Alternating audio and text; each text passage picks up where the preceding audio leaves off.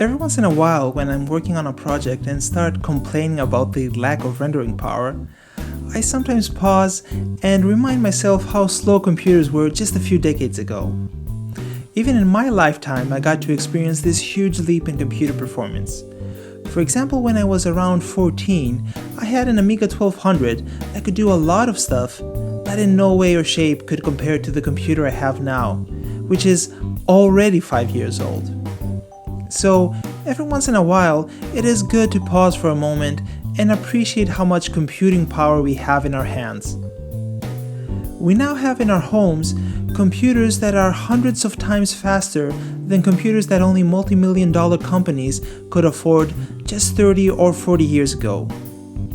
We managed to go from a 5 megabyte hard drive in 1956 that required a forklift to move around and almost $3,000 per month in rendering fees, to 128 gigabytes of storage for less than $50 in 2017. The size of it is so small, we need a macro lens to capture it clearly. In this video, we will explore the evolution of technology and the reasons that allowed us, artists, designers, musicians, to create whatever we have in mind.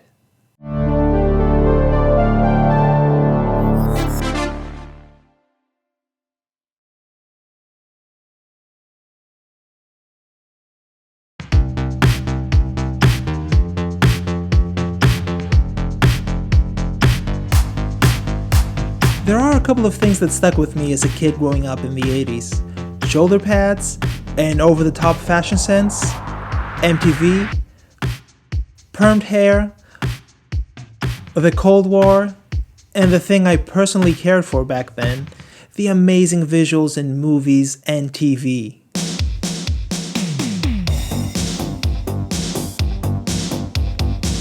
Without me knowing, there were some big strides happening in technology around that time, with computers being more and more in the center of this revolution.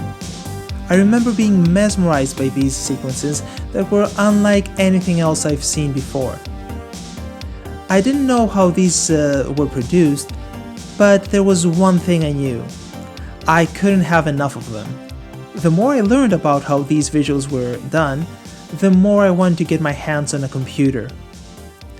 That moment finally came, and once I got my Amiga, I was faced with the cold hard truth. A lot of these sequences were created by very expensive hardware that was available only to a select few companies that could afford them. But even for these people who had multiple times more power than consumer computers, 3D and graphics in general was really hard to do. Keep in mind that in the mid-80s, hardware and software was relatively simple. For example, one of the best commercial graphics programs out there was Deluxe Paint. And even though it was an amazing program and some people could do some beautiful work with it, it wasn't Photoshop. Things didn't fare much better on the more complicated world of 3D. In the 90s, even though there were multiple programs to choose from, the limitations of the hardware were also limiting what you could actually do with the software. As a result, imagery produced with the aid of computers was, for a lack of a better word, simplistic. Since though people haven't seen visuals like that before, it was quite easy to be impressed. Having a 3D sphere bounce around was just mind-blowingly amazing. Having some animated 3D geometry, even more amazing. These images might not look so impressive now, but I can assure you, to me and a lot of people back then, they were jaw-droppingly beautiful. Keep in mind how limited the hardware was. A consumer computer at the beginning of the 90s, 91-92, had around 4 megabytes of RAM, 500 megabytes of hard disk, in some cases not even that in just floppy drives, and a processor that was clocking at best around 33 MHz. No need to mention the 80s, computers back then were very simple. The average resolution in the 90s was around 640 by 480. The average resolution in 2017, 2560 by 1440. we can fit 12 of those screens in today's monitors. Machines used in VFX studios like ILM were much more powerful than regular consumer machines, but still nothing amazing compared to today's standards. So consumers had to do the best they could with the basic hardware available. Now imagine how difficult it would be to work with 3D software on a consumer computer in the late 80s, early 90s. Even simple things for today's hardware were quite taxing back then. Let's take the viewport as an example. We wouldn't be able to see filled geometry. The hardware couldn't keep up. We would only see our model in a wireframe mode. Making a simple adjustment like moving points would trigger a refresh of the whole scene. So we would always have to wait a second or so for the system to redraw everything and then move on to the next adjustment when another refresh cycle would begin. Of course, the more complex the model, the longer we had to wait for the refresh. We would soon though reach a point where it was impossible to tell what was going on the screen because of all the overlapping lines from different objects. Things of course got even trickier when rendering. A lot of programs back then used scanline rendering. One of the issues with scanline rendering, apart from the quality, was the fact that it was rendering the image one line at a time. So there was no real way to overview how your scene looked like. You had to start a render and hope for the best. To make matters worse, a really important hardware part in calculating the complex math required for 3D was sold as an add-on in the 80s, early 90s.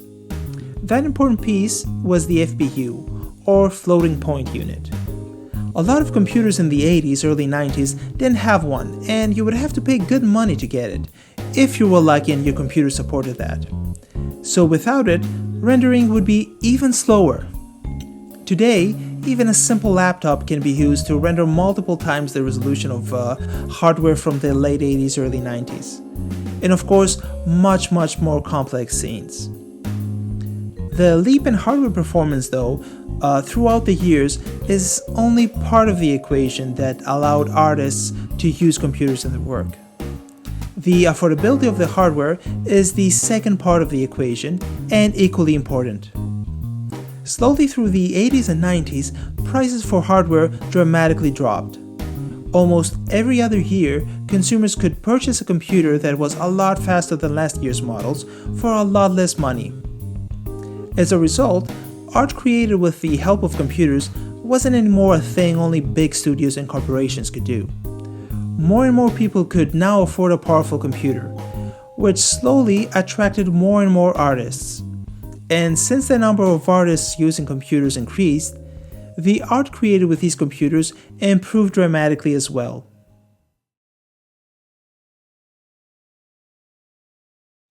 But it wasn't just the affordable, powerful hardware that allowed great advancements in computer art. It was also the fact that the software was becoming easier and more understandable for artists. Keep in mind that software back then was not as easy and approachable as it is now. In 1975, when Martin Newell decided to model the Yuta teapot, he had none of the easy-to-use tools available now. He had to manually input the Bezier points in order to create the organic curves found on the Melita teapot. Nowadays, modeling this kind of shape is just a matter of minutes, and lighting and rendering the whole thing is a really simple process. Without really timing myself, it took me approximately 2 to 3 hours to model, light, and render in 4K this image here. So as you can imagine, having to work the way Martin Newell had to is far from how any artist would like to work. Everything was hard to achieve, so it was much easier to just use traditional media. Computers back then attracted only a very specific kind of audience: tinkerers, people who like to experiment with new technologies and are willing to put up with clunky software. Once things got a little bit more refined, not only in the UI department but also in the workflows used, keep in mind that a lot of the standards available now were in their infancy back then, we saw more and more artists getting interested in the use of computers. We don't need to go so far back in time to witness the impact of software designed with artists in mind.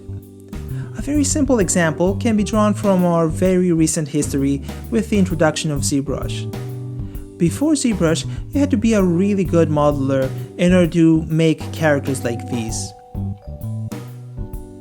You didn't have to just have an eye for human anatomy, you had to have a deep knowledge of the modeling tools available, and on top of that, have the patience to endlessly move around points. So you had to be this cross between an artist and a tinkerer. And even if you had the patience to model the way the software demanded you to, you probably wouldn't be able to get these kind of results. Once ZBrush introduced their sculpting tools with this very artist-friendly approach, where you don't really have to worry about building a clean geometry and having to push points around, artists embraced the program. Painters and sculptors could now understand how to use 3D because it worked exactly the way they expected it to. It spoke their language, and as a side effect, it allowed them to churn out sketches and ideas much faster than traditional media like clay or marble. So we saw this huge explosion of beautifully sculpted models and artwork. And this quality trickled down to all different parts of popular media. Movies, video games, TV series. There was this huge leap in quality, and all of that by just adjusting the way people work and interact with the software. Fortunately, software companies nowadays do realize the importance of approachable and intuitive software.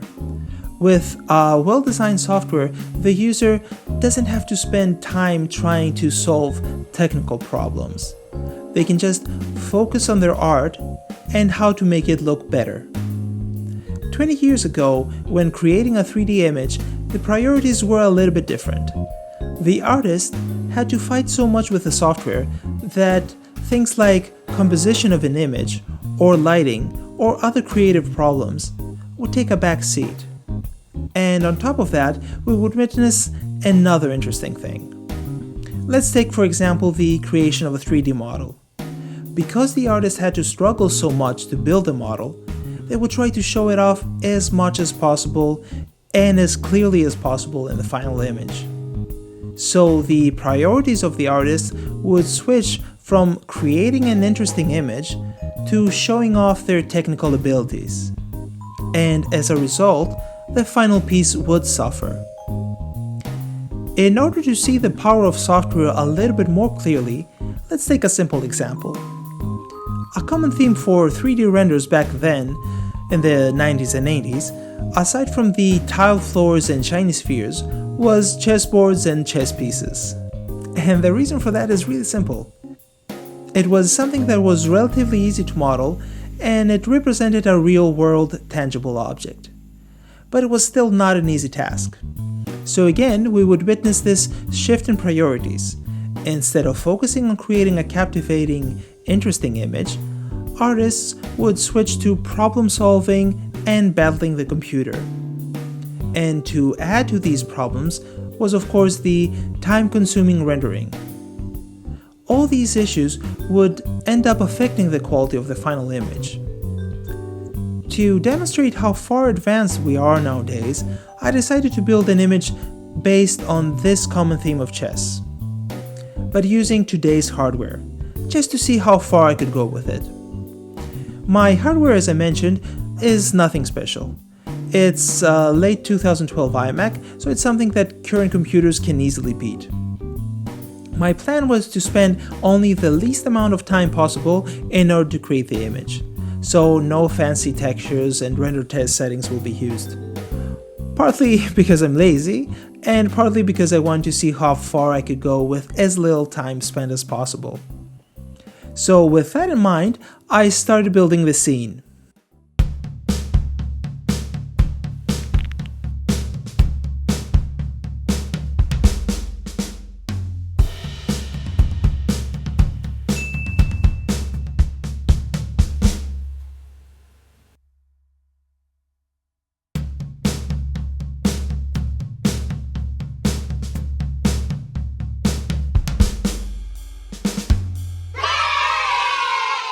By the end, I had not one, but two images finalized.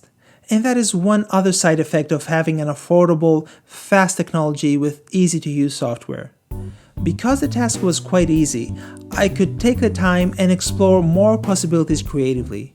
Try different angles, different lighting, play around with the textures, which is something we just couldn't do 20 years ago.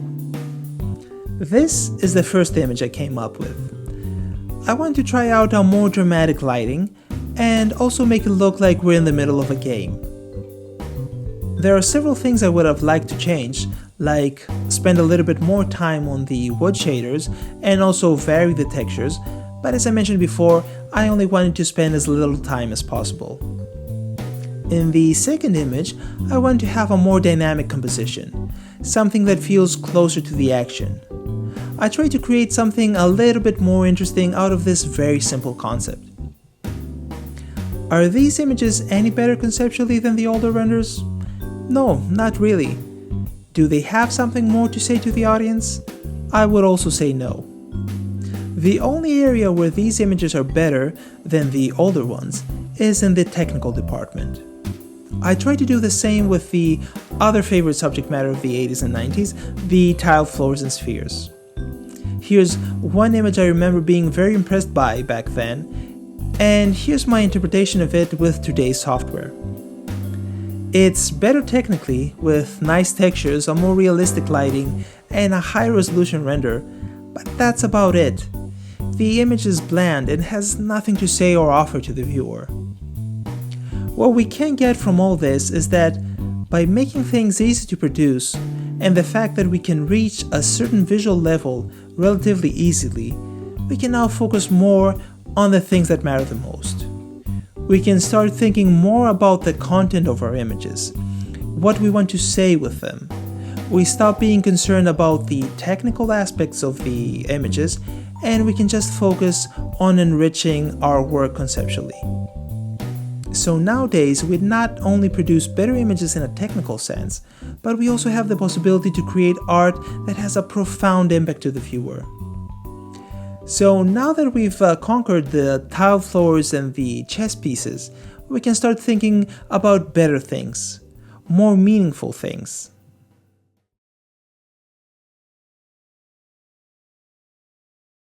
A byproduct of the big strides in hardware and software that helped in moving the needle past basic images is rendering speed and improved rendering methods in general. The past few years we've seen great advancements on how we can preview our scenes. We can now see in real time how the final image will look like. We can tweak colors and light intensity and move our camera around and get to experience all that without having to wait for hours.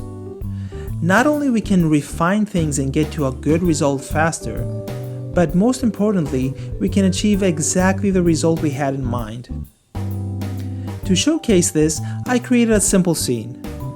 What is really striking is that we can already preview so much of our scene in OpenGL without even having to render once.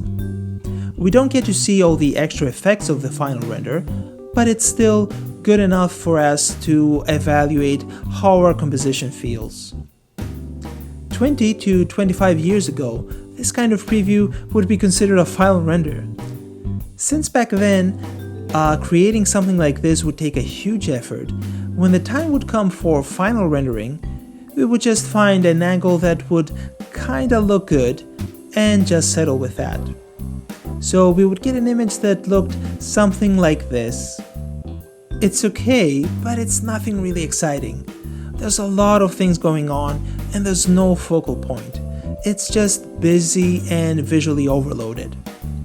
But because we have all this power, we can move around our scene in a way a photographer would in real life. So we can see how the light interacts with our objects, we can play around with depth of field, and start framing things in order to get something better out of our scene. And since we can render things quite fast, we can create several renders and pick the one that works best. Just like a photographer would when shooting multiple images and then picking the one that feels better. It's amazing to see how much these technology advancements improved our work. We become better artists because we have the luxury to spend less time on things that don't matter, like the tools that produce the work, and we have more time to focus on the things that matter the most. What are the ingredients of a good image? What do I want to say with this image? How do I frame my scene? We have the luxury to ask these questions and test things around because we manage to solve all the underlying but really important parts of the puzzle. I would dare to say nowadays we almost have no limitations, or at least the limitations that we have are not anymore as big of an obstacle as they were just 20 or 30 years ago. We have 4K video cameras in our hands. We have great software to create music and images with. And all that is affordable to consumers and not just a select few people. You have everything you need in order to create what you want. So no more excuses. Go out there and create something today.